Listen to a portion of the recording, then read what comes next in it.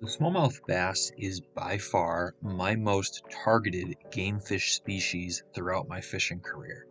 They're commonly nicknamed smallies, brown bass, or even bronzebacks. I've gone after and caught smallmouths countless times, and while I will say over this past year I've extensively diversified my targeting of the game fish, the smallmouth bass is still one of my favorite fish to catch. So today I thought we would go through their characteristics, behavior, diet, and of course, how to catch them. So pull out your biology textbooks because we're about to get into some science on how to get some smallies. Smallies are one of the most recognizable and sought after North American game fish. They possess a brownish coloration with darker brown splotches throughout their body. Their faces also have multiple darker stripes, sometimes referred to as cheek stripes. Smallies have whiter bellies as well as red eyes.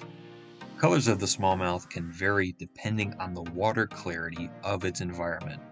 In clear waters, these markings will be more visible when compared to smallies living in murkier, less visible waters. Smallmouth bass live in a wide variety of waters. They tend to prefer clear, deeper moving waters with rocky bottoms.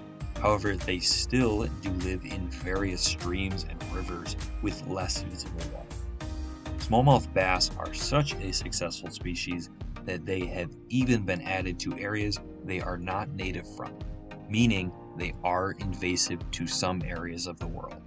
For those in the States, these areas where the smallies are invasive include waterways in northern Texas, Colorado, and New Mexico. They have also entered into ecosystems in Canada, Europe, and South Africa. The average lifespan of a smallmouth bass tends to be between 5 to 10 years. However, in more favorable conditions, they can live up to 15 years. Female smallmouths tend to be larger than males due to their need to hold onto the eggs, with the average weight of a male smallmouth being 2 pounds, whereas females can be anywhere from 3 to 6 pounds. The largest ever smallmouth bass was caught at 11 pounds and 15 ounces. The behavior of the smallmouth is very fascinating.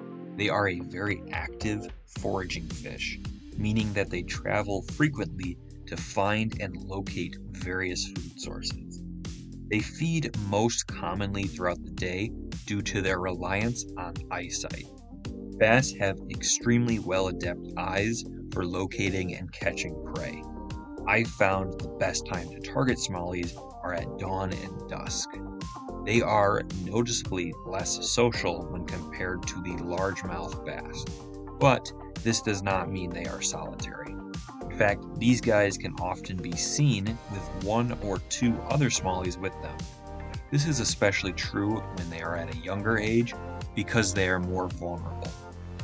As they age, they become more solitary, being in smaller groups typically. Breeding for the smallmouths usually takes place in May, when the water reaches roughly 60 degrees. During this time, the males will scope out a spot and fan out a circular nest area. This exposes the bottom of the waterway for the female to lay the eggs into. The largest of females are attracted to the largest of nests that the males make. Breeding pairs can lay clutches of eggs multiple times in a season. The eggs can take anywhere from 2 up until 10 days to fully hatch, all depending on the water temperature. And with females being able to lay up to 10,000 eggs per clutch. While this may sound like a lot, many bass actually have unsuccessful spawns for various different reasons. On top of that, only 1 to 2% of the young actually survive until adulthood.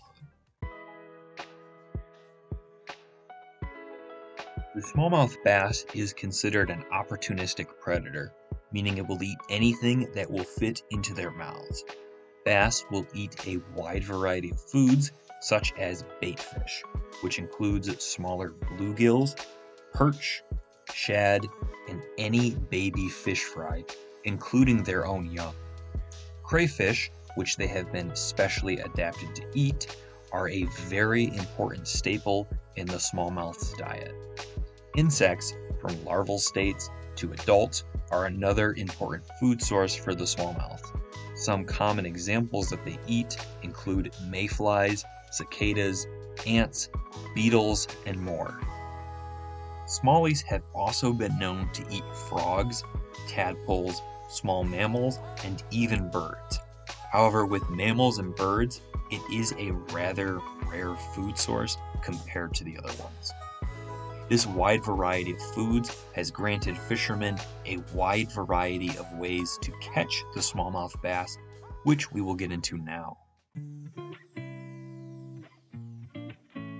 Smallmouths are one of the most fun fish to catch, and there's a lot of different ways to go after them. They are a very aggressive fish that, as previously mentioned, is very sight-oriented. This is why flashy jerkbaits work really well for them. To a smallie, a jerkbait is going to mimic an injured baitfish, something like a perch. The sporadic jerking movement topped with the flash of color often leads to bites. Crankbaits are another great option for mimicking baitfish, often a steady retrieve or retrieving and letting the crank float up for a short period of time gets the big fish. In fact, this Guggen crankbait here led me to catch my PB smallie. I'd recommend you using these baits in spring and summer, especially if you notice a large quantity of small baitfish in the water, something like after a fish spawn, as it means the smallmouths are most likely eating a plethora of baitfish and will target those lures. For some soft plastic suggestions, I'd recommend a Ned rig. Dragging a Ned rig along the bottom works really well to catch some smallies at any point during the year. And if it's rocky, you really don't even have to put much effort into it. Just drag it along the top of these rocks slowly, and that alone mimics a small worm or creature moving along the bottom. Drop shots, tubes, and swim baits are also great options. With swim baits, I find them to be best during the summertime with the excess baitfish. Finally, for ways to catch a smallie, topwater lures are a great choice. The thing with topwater is that it can be very hit or miss. They could go crazy for it or not bother at all. So really, it's best to start off a fishing trip trying topwater. And if it doesn't work in the first 30 minutes, just switch it to something else. Topwater to me is definitely an early morning lure to use when the water is just very clear and calm on the surface. It's also great to use when an area is super weedy, just to straight up avoid those weeds. And that was my deep dive on the smallmouth bass, their characteristics, behaviors, diet, and of course, how to go about catching them. What did you think? Are there any other lures you'd like to use to target smallies? Let me know down in the comments below. I'd also appreciate you liking and sharing this video with your friends. Anyways, I hope you enjoyed this video, and I'll see you guys in the next one. Take care.